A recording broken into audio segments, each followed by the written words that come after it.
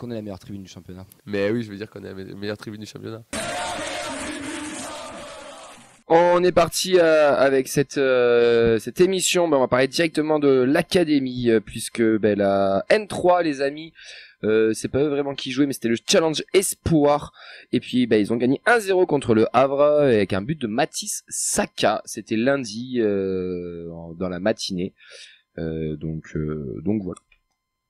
Néanmoins, nos 18, et ça c'est la mauvaise nouvelle du week-end, ils ont été défaits en Gambardella, 2-0 face à Auxerre avec un penalty loupé juste avant la mi-temps alors qu'il y avait 0-0. Zema qui a tenté la Panenka et qui a loupé. Je sais que moi j'y étais jusqu'à la 60e minute à peu près.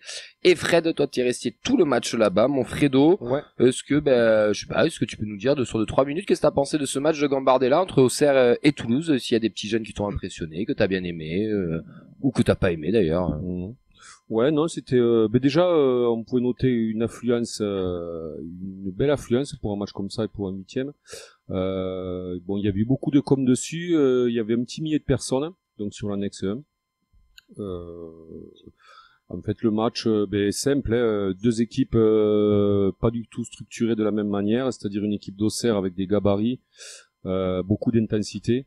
Et une équipe de Toulouse avec des gabarits beaucoup plus inférieurs mais avec un petit peu plus de technique et on a eu des soucis tout le match pour étaler toute notre technique et essayer de contrarier cette équipe d'Auxerre donc la première mi-temps, il y a ce penalty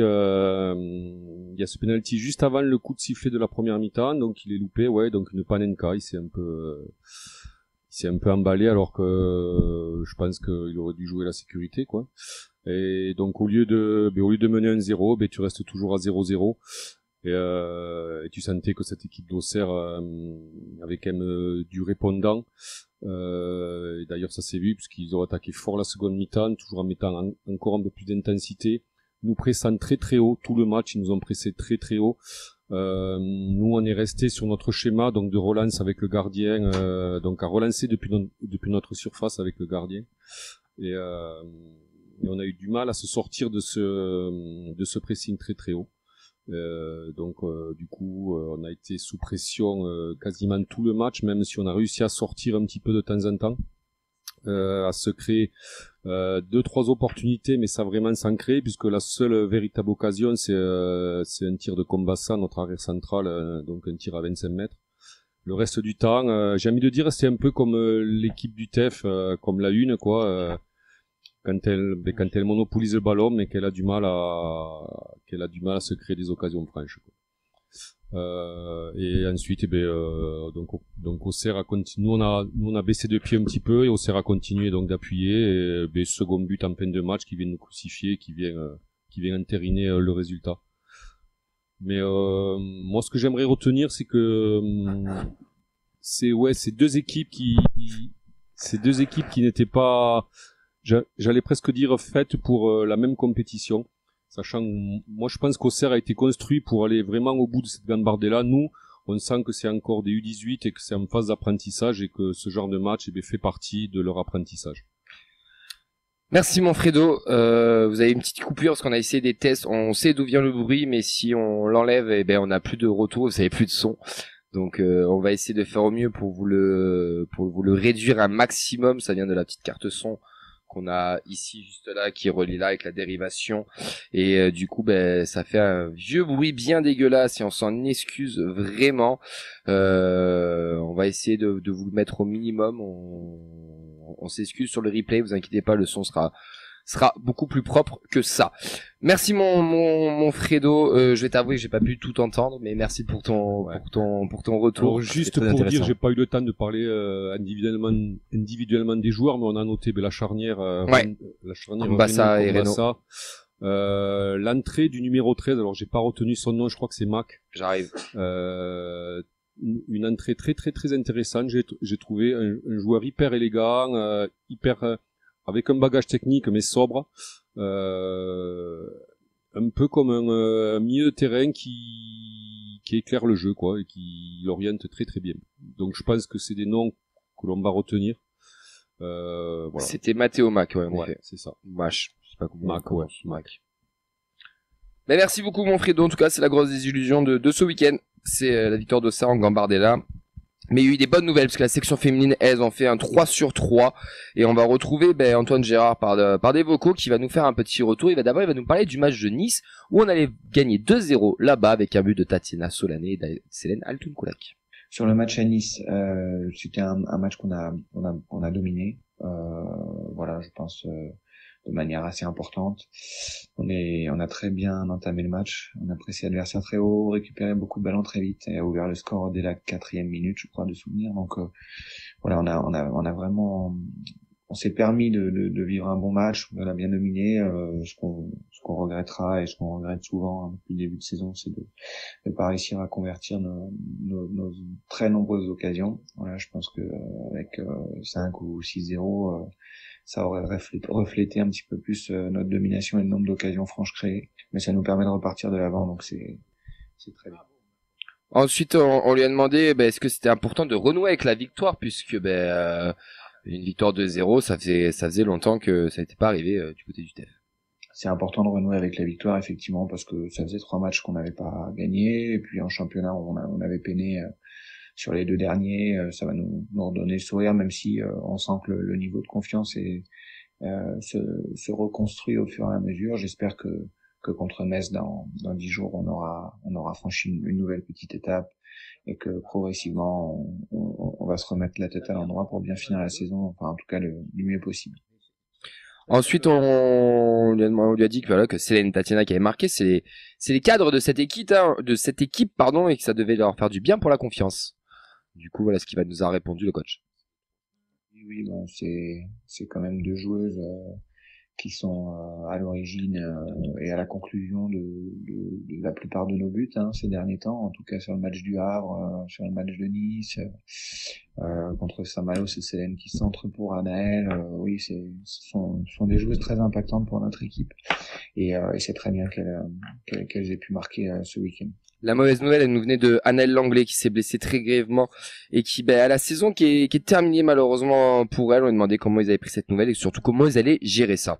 C'est difficile, c'est dur pour nous, c'est dur pour elle surtout, parce qu'Anaël est un élément très important de l'équipe, à la fois sur le plan humain et aussi et surtout sur le plan footballistique.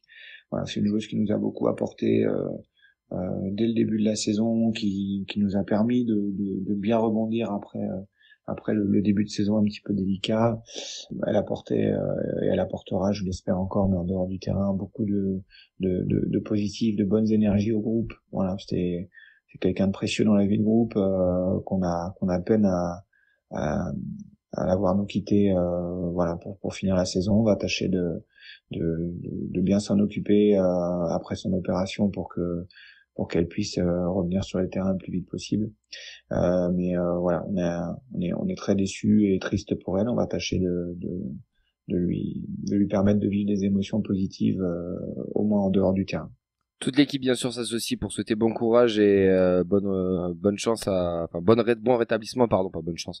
Bon rétablissement à Anaël Langlais qui sa saison finie. On espère qu'elle vivra des émotions positives comme nous l'a dit le coach, et pourquoi pas avec une belle fin de saison, un défi. Pour terminer, avant de terminer, pardon, on a parlé du prochain match qui était face à Metz le 16 mars, où c'est qu'il allait se dérouler, mais surtout est-ce qu'un amical était prévu ce week-end avec cette petite coupure encore une fois entre ce match de championnat et le prochain. Sur la R1 et les 19, ça fait du bien pour les 19 de gagner, puisque là, elles commencent à prendre leur distance, et c'est très important pour nous d'avoir une équipe à ce niveau-là la saison prochaine. Donc voilà, je pense qu'avec 13 points, ce sera réglé. Donc il manque une victoire sur les 6 derniers matchs. On va essayer d'aller la chercher le plus tôt possible. Comme ça nous fera passer à autre chose. Et pour la R1, clairement, on a envie de faire le meilleur parcours possible en Coupe Occitanie. Vu nos effectifs limités, parfois c'est un petit peu difficile. Ce week-end, elles étaient pas encore très très larges en effectifs, mais voilà, on espère qu'elles vont poursuivre leur route jusqu'en demi-finale, parce que le tirage au sort a lieu aujourd'hui pour le quart, aujourd'hui ou demain, et voilà, on espère qu'elles feront le meilleur parcours possible pour continuer aussi de vivre de bonnes émotions. On aurait pas sauté un vocal, mon cher Fredo? Et j'ai eu un doute, ouais, alors. T'as dit Bah, ça, c'était le petit mot sur la et- R1 et les 19, ouais, mais voilà. du coup, bah, nous celui pour Metz et le Le week-end. 5, alors. Ce week-end, on envisage de faire un match amical contre Colomiers qu'on n'a pas encore programmé. Voilà, mais on va essayer de jouer si on y arrive. Enfin, dans l'idée, c'est d'aborder le match de Metz en n'ayant pas stoppé trop la compétition, d'avoir donné du temps de jeu à celles qu'on a eu un petit peu moins ces derniers temps aussi, et d'intégrer peut-être certaines jeunes pour voir un peu quel palier elles ont franchi ces dernières semaines.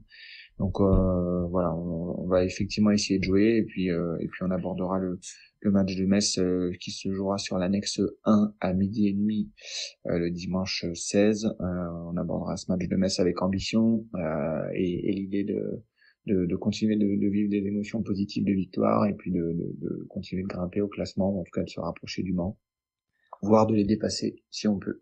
On remercie bien entendu Antoine Gérard qui chaque semaine nous fait des retours sur les matchs. Là, il nous a parlé bien sûr du retour du match face à Nice, des prochains rendez-vous.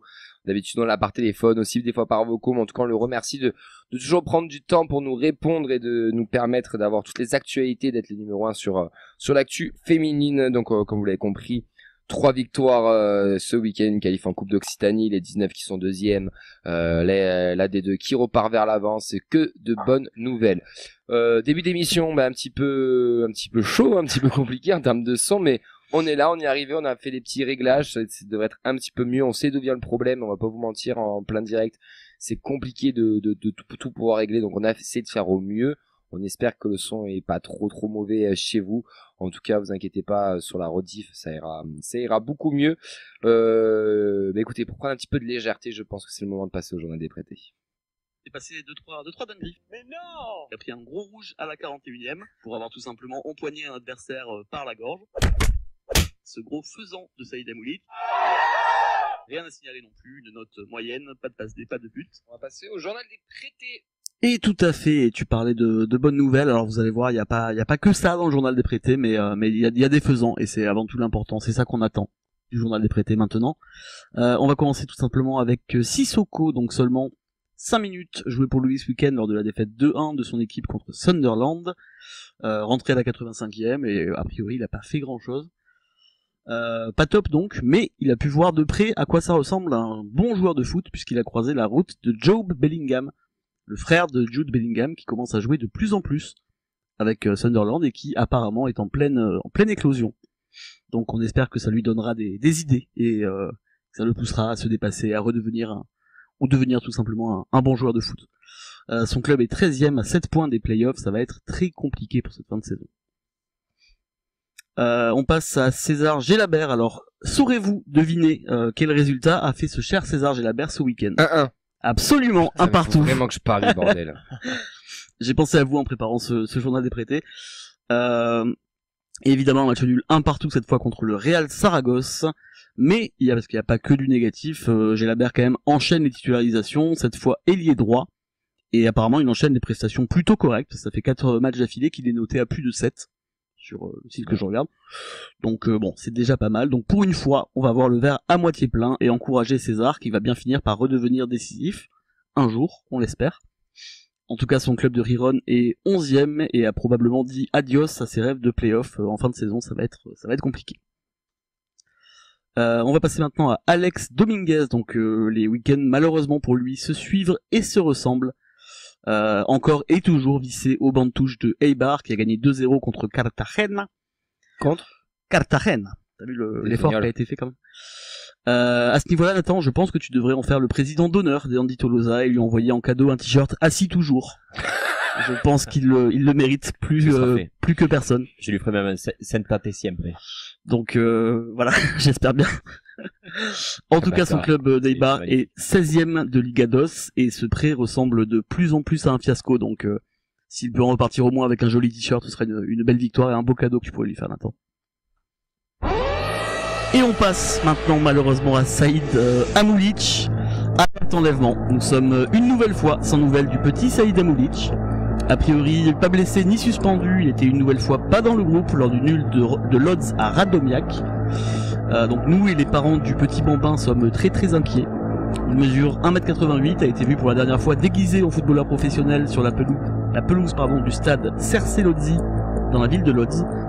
Signe distinctif, il a un physique de buffle et un cerveau de moineau. Si vous l'apercevez, n'essayez pas de l'approcher, il est un petit peu impulsif. Contactez la hotline de la feuille de match ainsi que les autorités compétentes. Je vous remercie, on espère retrouver le roi des faisans.